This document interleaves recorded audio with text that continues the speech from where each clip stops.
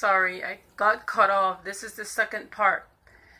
Like my ex-husband, yes, I'm going to be talking about some stuff to encourage you. I do have an ex-husband, and most people, they say, oh, how can you preach the word? Because I know a lot of things people have said to me before, like, you cannot you can't teach the word, or you can't do this, or you can't do that because you were married before. You can't marry again because you were married. A lot of things that don't even worry about none of that. I'm going to be talking about that, and the only thing I want to do is get my people free. Free my people from slavery, mental enslavement.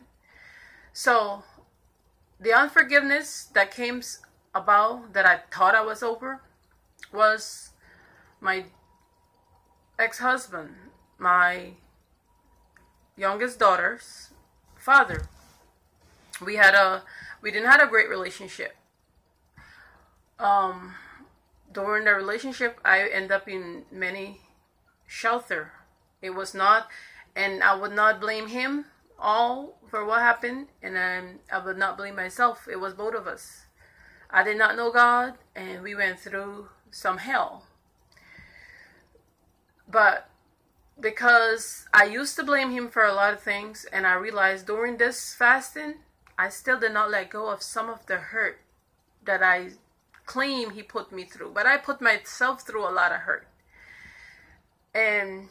But some people, it's very, very hard to forgive. Because even when you try to forgive people, what happened is, even you try to talk to those people, you try to and tell them. Just some people, it's hard to reason with them. And what I realized is that I love my daughter. My daughter is my children. I love all of my children. One of my daughter that live with me, for her sake, I try to form, communication. But I was watching a video a few days ago, and this lady, she was also married, and she was taking her daughter, her children, to her husband because it was her husband's birthday and his wife, but she was no longer, her ex-husband. She was no longer married, and she was making this video how great the relationship was with her ex-husband and his wife, and she was saying how she appreciated them so much in her life. And I was thinking about my relationship with my ex-husband. Like, I tried that.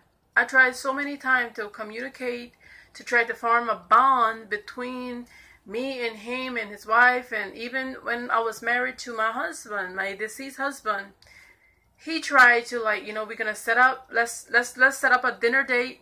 Let's all of us get together. Let's talk. No, what he did, no, I'm talking to that nigga.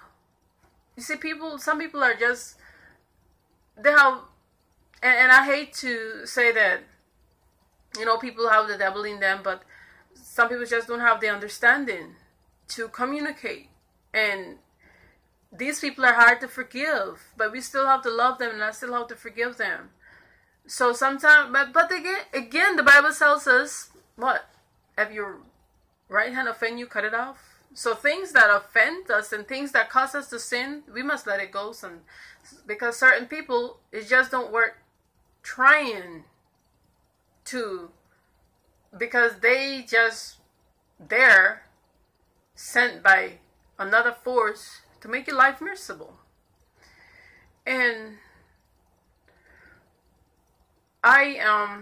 for what gets me, and I'm going to talk about it because I know my daughter may listen to this, and she been through a lot as it is, and I don't want to put her through a lot of hurt, but I want to get something as explain. Actually, our testimony is very important, and a lot of things that we face in life, my past, I want to help to encourage others. So not everything is necessary for us to talk about, but this is one thing that I know all of us have issue with. Ex and relationship, and most of us have these things in our life. And it would be great if we could communicate effectively. You know, God has blessed me tremendously now, and He always has, for me to be taking care of myself, my daughter, without the help of without a help of a man, really. Because I work and I love to work, and I don't even believe in the law to put person on child support. I would like a person to willingly do what they're supposed to do. So what I'm saying this to say that it brought up this past hurt, because I realized for years, whenever my ex-husband wanted to see his daughter, he couldn't just call and say, I'm going to come get her. No warning, just he can call me from 1 hour to the next. I'm going to come get her. And I told him, okay, you can come do it. Come pick her up. He did not really give a advance notice about it, but just, yeah, you can come pick her up. He would call 1 o'clock and say, I'm on my way. No warning, just, I'm on my way to come get my daughter. I'm like, okay, you can do it. And when we were married, when I was married, he always come in front of it was okay. For my deceased husband, he had a great heart. He didn't even mind him coming to pick my daughter up in front of his house. He was always trying to communicate with him, and he would pick her up there. And when I moved and I left, and I was on my own in an apartment before I was married, he used to be able to come pick her up at every place that I was at. He could come pick her up. It's no problem. But what get to me, I cannot do the same by his place. In fact, I don't know where he lives. That's the type of person they are. And this upset you, because like you trying to do the best on your part to how communication and how show love, but when other people try to make you seems like that you are the bad person, it's a shame. Because I suddenly, after this fast, I'm like, you know something, I'm not allowing this person to come back and know where I live. I call him a person. He's my daughter's father, but I was upset. I'm like, wait a minute. Let's evaluate everything. For years, he was able to come in the front of my apartment, even come over there where my where my deceased husband was living, pick my daughter up. Everybody was okay with it, but yet I don't know where he lived, because he would never allow me to drop my daughter off at him and his wife's house. He told me, this is what he says: my wife don't want you over there. Okay, well, she always come by my place. I always speak to her. I thought we had a great relationship. What is the problem? Why can I drop my daughter off over there in front of y'all house, the same as you drop my daughter? So when I move in this new place, this is a new place, I'm like, everything is going to stop. I'm going to stop this. I'm like, if I cannot, I know it is my daughter's involved and I love her dearly, but if I cannot come to your place, why are y'all defiling my place? Why are y'all all in in front of my place? Life is not like that. Life is life have balance. And if you're not given balance, and one person just giving everything on their side, and you're not willing to meet the other person, that's not fair. And God did not give us no spirit to be crazy, to be dumb. He gave us the mind to wise. So during this fast, I should be forgiven, but then I evaluate the situation and I'm like, wait a minute. We try to communicate yearly, monthly. Every time we talk, we got into, I'm like, well, then I'm gonna learn to agree, because I find myself agreeing with every single thing that he wanted, because I didn't want to argue. I want to be nice. But it's like, it's impossible, because the Bible said resist the devil and he will flee. And I was thinking, well, if you agree with the devil, he will go. No, fight him. Fight him. Every time he come to you, fight him. Fight and fight and fight. So this is what I learned. We fight. We don't agree. We fight.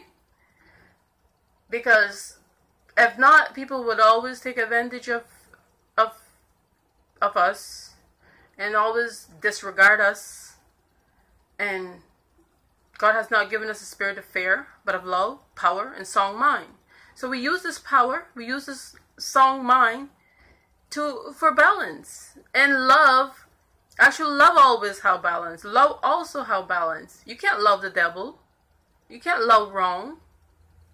There's a balance with that. So,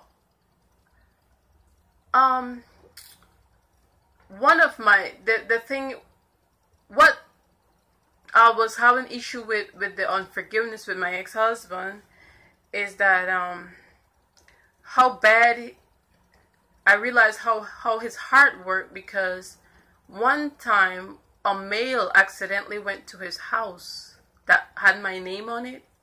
He called me and was one of the worst conversation ever, cursing me out, telling me, you don't ever send no mail to my wife's house. Your mail don't belong here. You don't live here. Like, if my wow, that will hurt, because you can come in front of my house anytime, but not even a mail of mine can come in front of yours. Wow. And you're supposed to be my daughter's father. You supposed to be was my ex-husband. So these, sometimes, just even a warning to you young ladies, make sure that you married someone that's going to support you wholeheartedly, and that there's the man that's going to be in your life and is not going to take advantage of you, not going to abuse you, not going to misuse you, not going to curse you and call you name. Because even after you have a seed by someone, they're going to be in your life for the rest of your life. And I'm talking about a child, because even though sometimes I wish, that I could have, I don't really have no help from him, but I wish sometime that I had sole custody, because really, in truly, that's what I am to her, sole custody, because I don't have the financial support from my ex, but I still want her to be in his life. I still want them to have a relationship as father and daughter, because she loved her dad. She do love her dad, and I know she loved her dad. But she been through, I put her through. And I'm taking responsibility for my life, because if I don't take responsibility for it, and I blame other people for it, I would never be able to forgive myself. And if I can't forgive myself, I can't forgive others. So those things that I said is to tell you about, unforgiveness, how roots. And when we try to forgive the first thing, we need to go back to the root of where it comes from and why are we hanging on to it. Because sometimes we may let go. We may want to forgive, but when people don't want to forgive you, then you can't hold on to, you cannot let them. You cannot force them. So, I'm going to leave this, and I know that, yeah, in Jesus' name, yeah, I'm talking about myself. I'm talking about the past. I'm talking about all of this because this is supposed to come. I wanted to talk about this long years ago, but I was ashamed and afraid, but we cannot be afraid or ashamed because many things in life people do to us, we keep it because we don't want to shame ourselves and we don't want to shame another. But shame we will go through. And I'm facing with a big shame right now, disgrace and all of that. But all of that will work out for the benefit of myself and whatever you're facing with. One thing I want to encourage you, put down the fork, put down the food for a while and let your spirit become alive. Your soul need it, because one thing I noticed that's going around, and this is a spirit that we can pick up, is a spirit of pride and a spirit of boasting, bragging, proud. God do not want the proud people, and we becoming the proud people. But we need to be humble because He is still our God. We must love everybody, despite of their condition, despite of how they do to us. I still love my ex-husband. I mean, not love, but not that type of love, but love him in a sense of forgive him and love him as a brotherly love. That's the type of love I feel for him. I never really hate no one. No one would I hate. In Jesus' name, amen.